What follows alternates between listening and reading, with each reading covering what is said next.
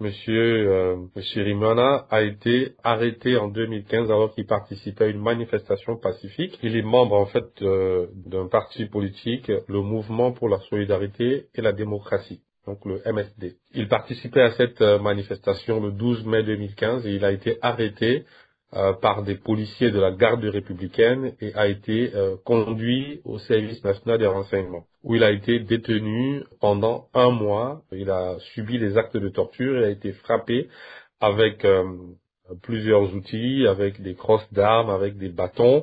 Il a été ligoté. Il a été privé de repas et privé de soins. Il dormait à même le sol et il était insulté par les policiers qui le gardaient pendant toute la période de sa détention. Il a réussi à s'échapper un mois plus tard et il a trouvé refuge en exil.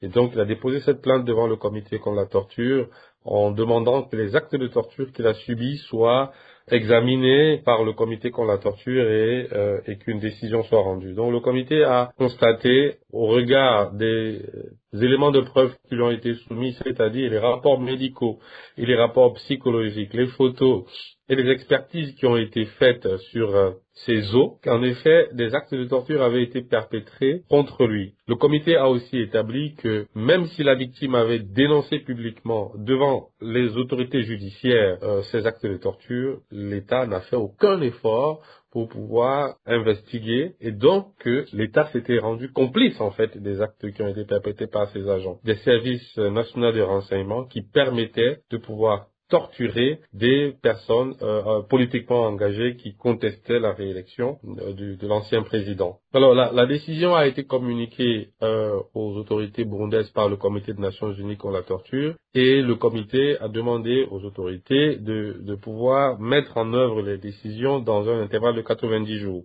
Donc nous est-ce que dans un intervalle de 90 jours, les autorités judiciaires vont ouvrir des enquêtes pour identifier les personnes, donc les agents des forces de sécurité qui ont effectivement commis ces actes de torture, pouvoir les juger et ensuite de pouvoir accorder des réparations à la victime. Donc nous attendons les 90 jours pour voir exactement ce qui va se passer.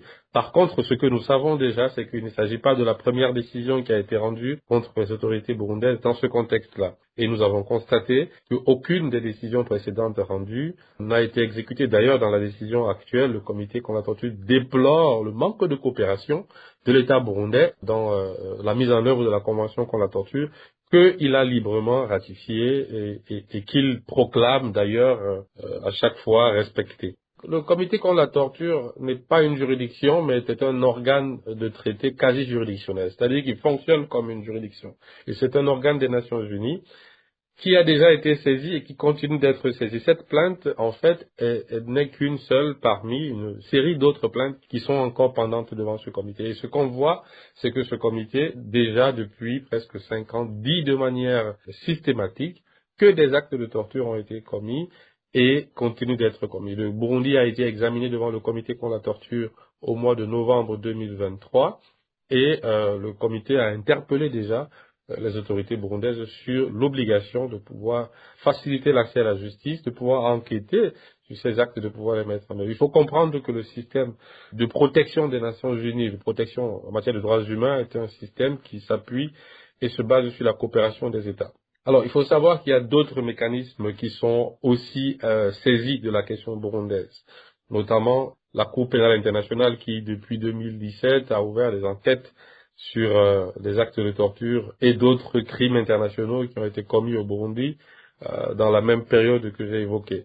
Donc, ces premières décisions que nous voyons aujourd'hui permettent à la Cour pénale internationale de pouvoir continuer ses enquêtes et de pouvoir avoir une base beaucoup plus solide pour pouvoir matérialiser les poursuites qu'elle entend faire parce que elle permet de rendre avérées les allégations qui ont été portées contre l'État du Burundi et permet aussi d'identifier les potentiels auteurs. Dans le cas spécifique, ce qu'on voit clairement, c'est que le Service national de renseignement, SNR, est le pilier des actes de torture au Burundi. Et donc, cela permet d'orienter les enquêtes de la Cour pénale internationale vers l'acteur principal qu'il faut identifier dans ce contexte particulier.